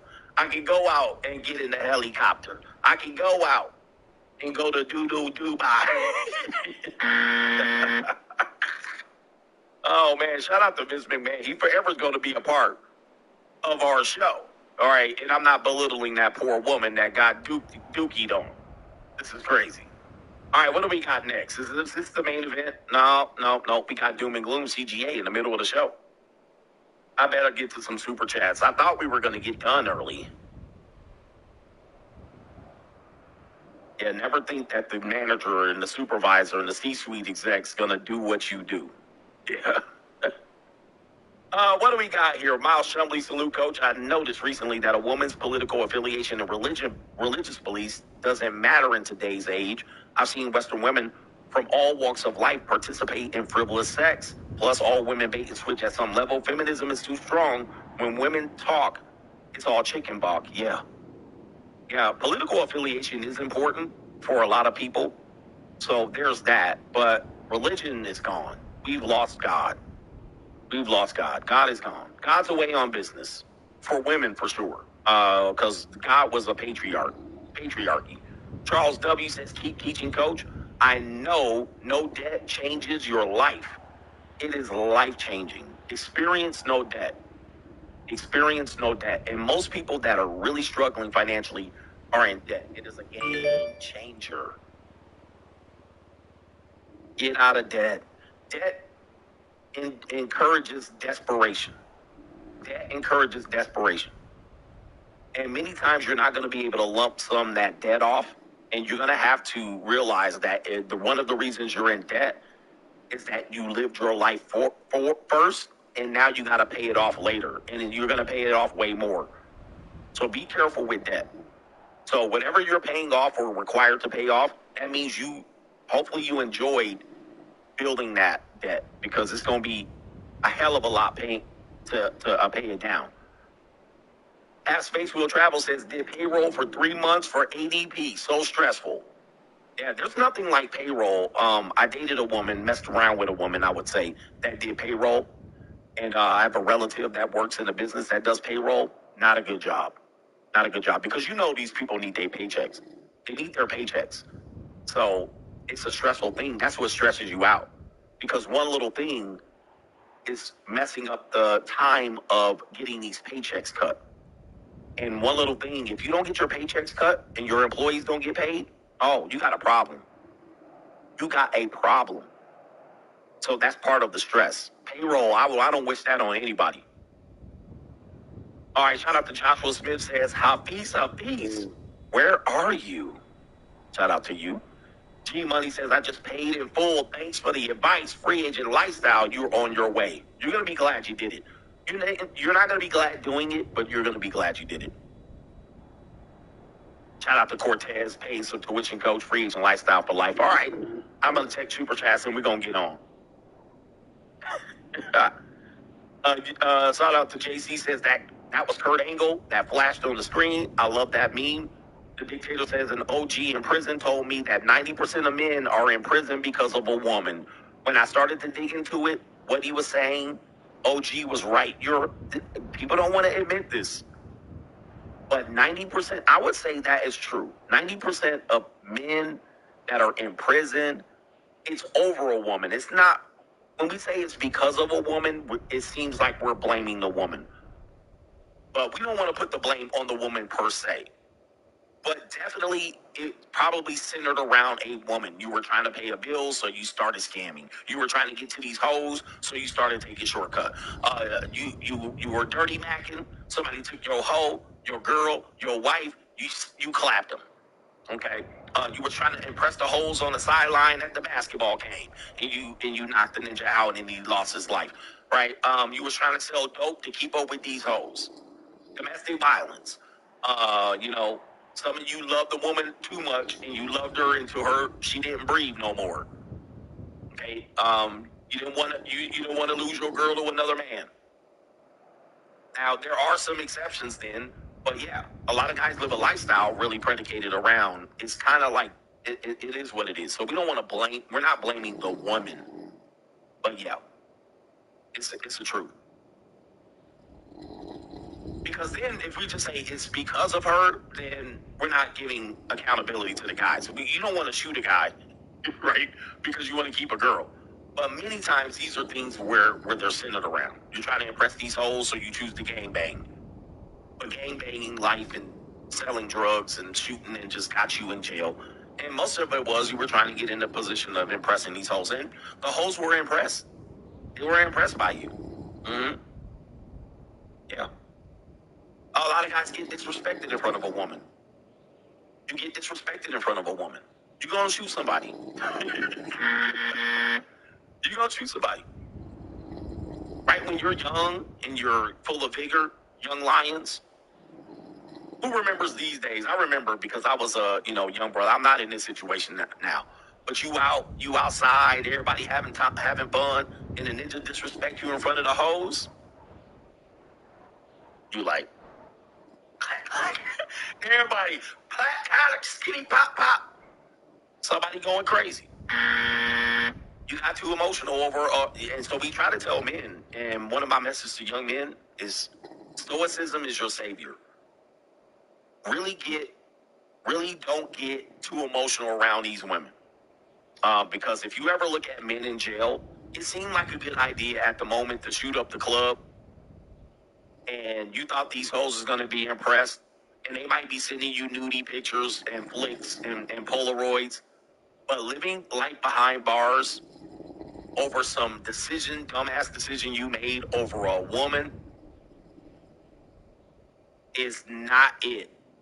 It is not it. And yes, you want to get these women, you want to pay these hoes back, you want to make them learn, you want to teach them a lesson, you want to spit on them, you want to kick them in the shin,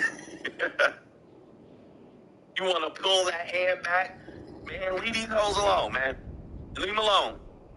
Let them go. Let them do what they need to do. Don't check a hoe. Don't check it. Nope. It's one of these things that guys do because, yes, women get out of control. But y'all want to check. You got to think. Do not put your life behind bars over no woman. Let that shit go. Like every time. When she start mouthing off, walk off. Do not pimp slap these hoes. Do not try to check. Let me check my bitch in front of my man. No, don't do it. Don't do it. Just don't be around her no more. Just don't be around her. Don't bring them around the homies. Anyway. That's crazy. And she's not going to stay down with you. No, you didn't phrase it incorrectly. But I'm saying, I just switched it up because a lot of people hear that and they're like, that doesn't mean the women put them behind bars. But what I'm saying is, many dudes are in jail behind some woman bullshit. Right? When you trace it back, it's behind some of that. So we're trying to teach guys, let it go. Let these women do what they want. Don't do it, man. Leave them alone. Leave these strags alone. This is why we encourage you to have standards. Put strags in a proper position. Strags are 304s. Strags are not girlfriend material, wife material. Leave these baddies alone. Baddies are prostitutes. Let these baddies be prostitutes. And if you want to participate in prostitution or not, that's your choice. All right, but baddies are not girlfriends. Hoes are not housewives. We need to go back to logic, male logic. And I see a lot of guys, thick women, curvy women, stripper body bitches. These are prostitutes. Let them prostitute, man. Those aren't girlfriends. Those are girlfriends. Those hoes right there. You trying to make hoes. They started off hoes. They gonna always end up as hoes. Y'all trying to turn bad girls into good girls. Y'all trying to save these hoes. Anyway. But if you want to put them in a whole place. All right, but y'all trying to make y'all avoiding the good girls, trying to make hoes good girls. And then you ending up in jail. You ending up in bullshit. Yep, rapper trouble. You guys gotta have some rules and principles and guidelines to live by. I get it. Y'all like thick women, but thick women to me, those are prostitutes. Those aren't girlfriends. Those are girls you get your skeet on. Those are girls that the BBL bitches. They're not wives and girlfriends, man. They're not. I don't care if they good girls or I'm a good girl on the inside of this BBL. Okay. Let's take it to the Momo. Straight to the Momo. And then straight out. But these aren't girlfriends, these strags with these big ass eyelashes. These are pros, 304s, and skeezers. That's what they is. Right? Anyway. That's what they is, and that's what they shall be. Overweight women are not for long term. They for recreational use only. They to get out of a slump and to get out of a drought and to have some fun. Just like a moped. It's all good until everybody see you ride one. Hey, they not for long term. They gotta have some standards about themselves and like themselves before they can like you. I like you though, but you don't even like yourself. How do you like me? Do you like me the way you like yourself? So these people are fun time Susies. Run around Sues. Let them sneak in the back door and then jump on them and then get them, send them on home. Get them back on home and let them sit back and think that maybe they should have did some exercise instead of been sitting up under you getting and gaining weight. All right, have some standards. They're not bad people. They can be nice. But I need you to not be thinking about me all day. I need you to stop thinking about Haagen-Dazs all day. He says, why can wives have boob jobs but not BBLs? Boob jobs too, man. Boob jobs too. But, we've gotten accustomed and desensitized by boob jobs. But boob jobs are straggles too. They strags too. Booby jobs are like BBL, but BBL is for low quality ninjas. We already know what's up. But booby jobs these are women that's trying to be strippers and pros too. So they trying to mimic the stripper lifestyle and get the benefits and say, but I'm a good girl, but I just wanted to look good in my clothes. It's the same thing. We're just desensitized to it. So boobies are the same thing, stripper. Mm-hmm. But you gotta have guidelines and rules in this life, and you gotta stick by them, or else you'll get caught up. Yeah, argumentative women. These are stray dogs. Argumentative women are stray dogs. Women with attitudes and sassy. I'm teaching today, right? I gotta get off by 8. But there was a time that a sassy woman would be called out and snuffed out by women. But we've missed that time. That time is gone. Now we look at sassy women. Sassy women is, ooh, she's sassy. And the women be like, sassy.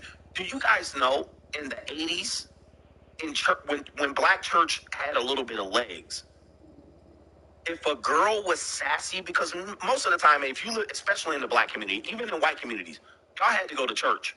On Sunday, y'all had to check in. You had to check in. Like, you lived in towns. Towns weren't what they were. You couldn't just be out here hoeing and hiding. You had to check in to church on a Sunday. Or you had to check in. If you out and they didn't see you in church, hey, sister, I didn't see you in church this morning. I was seeing you in church. So back in the day, 60s, 80s, 70s, 60s, you had to check in. And back then, the women would see a sassy girl and snuff the shit out of her ass. Snuff her out. This fast tail ass girl out here fast. She out here with her sassy ass. Get on over here. They take the ass over here. Get over here with this hot comb. Sit in this chair. Yo, sassy ass, fast ass boy. Boy, stay around. Stay away from this fast ass girl. All the men had to get around. They wanted a piece of that fast tail ass girl too. Pastor looking at that fast girl. And what the women knew was that this woman was going to wreck everybody's homes. Listen to me. Listen to me. The reason why the women snuffed the fast, sassy girls out is because they knew this woman was going to wreck everybody's home. It was going to have the pastor's nose wide open, Deacon Clapcheek's nose wide open, the young boy's nose wide open. Nobody can think straight because his fast, sassy-ass girl was walking around, so they had to bring this girl back to reset the board. Get this girl off the board. Okay? Because she gonna have everybody can't focus. And that's the reason why women checked other women. Men didn't have to check women. Women checked other women. Now, when did that change, you ask? When these hoes started getting attention on social media. And then what happened was, now Gen X, who were the next elders in line, the Gen X women fumbled the bag. The Gen X women started seeing the millennials, Gen Z women winning. And then the Gen X said, hey, we wanted a life like that. But we were getting checked by the boomers who was out there screwing everything. So now the Gen X women's like, we want to be sexually liberated too. We didn't get to monetize our pussies either. We didn't get to monetize our pussies. We want to get out there. And now the Gen X women running around here, sassy, still got it. Nia Long still got it. Now they all trying to compete with these young hoes. Now the Gen X women ain't checking the millennials and the Gen Z. I just showed you that woman, the mother and the daughter. Can you tell who's the mother, who's the daughter? That's where it's at. Gen X women didn't go to church. They dropped out, backslid, and went out hoeing undercover. Backstage, underage. So now Gen X women, 40, 50, BBL, Botox, titty implants, they out there. Tia Mowry divorcing, graduating with her flat booty out there on the internet. That's what happened. Gen X women got out of church. They got their liberation, their freedom, their feminist papers, and they went out there and they all out here wild boars. Wild boars. Really, Gen X were the first to master Instagram. Because it came at a time that Gen X were like mid-30s, where we still had some time and we was getting our sexy on. Gen X was like mid-30s, early 30s when Instagram started to pop off. And what happened was a lot of these people were getting married or divorced or single moms. And hookup culture really started with Gen X. People don't give it that credit. But hookup culture started with Gen X in their 30s, giving themselves new lives, reestablishing connections with people they lost connections with. Women starting to see that they can fuck personal trainers and have ninjas driving 200 miles, connecting on Instagram. Gen X started hookup culture, not millennials. Millennials then, in their younger years, they took advantage of it too, but it was really Gen X that got off the board. Anyway, messing with dudes they normally couldn't get messed with. They normally could not reach these guys. Now it's the first time Instagram. I can reach this dude. I can reach my celebrity. 35, 40. Anyway. But this is 100% true. Sassy women checked other women. What we're trying to understand, and where young men don't understand, is that we think men are supposed to check women. Yep, MySpace, Facebook, classmates. These are all places where Gen X got popping off. All right, but we think we're supposed to tell women what to do. It's not necessarily true. Women are supposed to manage the women. Men are supposed to manage the men. Not the other way around. So now men are trying to tell women what to do, and it's not efficient. It's not effective, is it? How's it been working out? Women have been bucking, rebelling, and thus, when they hear men tell them what they're supposed to do directly, they automatically rebel. It's a setting that they have. Women are supposed to go to other women and then say, hey, I'm struggling with my husband. What do I need to do? And them women are supposed to say, girl, you better do this and you better do that or you're going to lose that man. Today's women go, girl, let's go out there, leave that nigga. All right, let's go out there and let's go fly and get our peace leaves popped off. They don't have anybody who's stable as an older woman to put them straight. So they just giving each other bad advice and sabotaging each other. Then when we come in, we try to set these women straight. All right, no, women check women. Women check women.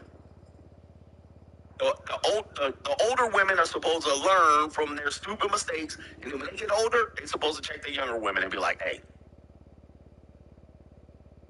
But now you got them all hoeing out here. It's out of control. But let these hoes be hoes. I ain't trying to save them.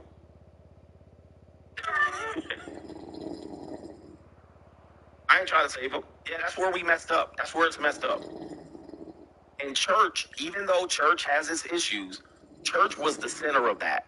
No matter what community you were in, Latino, white, black, Asian, that's where it all came down to.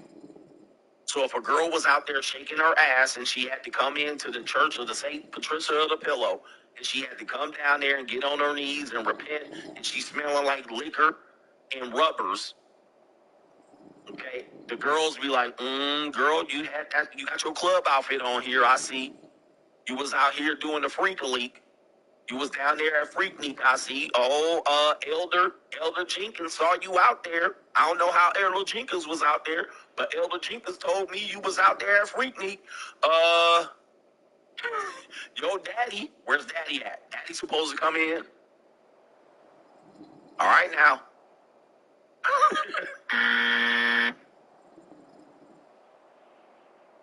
Now y'all at the Church of Satan right now.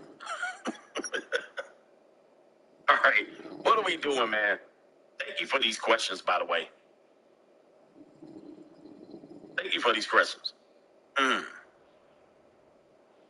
me give you all this one right here. Doom and Gloom CGA. Am I going to get off this thing by 8? I got a tight window here. Doom and Gloom. We're doing it in the opposite order.